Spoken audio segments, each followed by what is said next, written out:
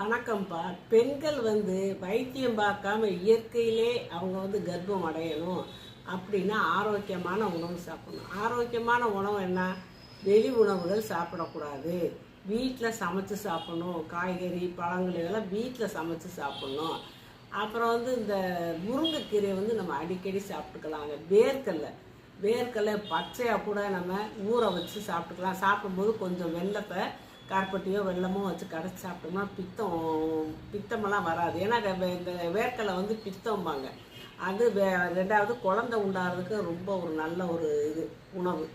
அப்புறம் இந்த முருங்கைக்கீரையை அடிக்கடி சேர்த்துக்கோங்க.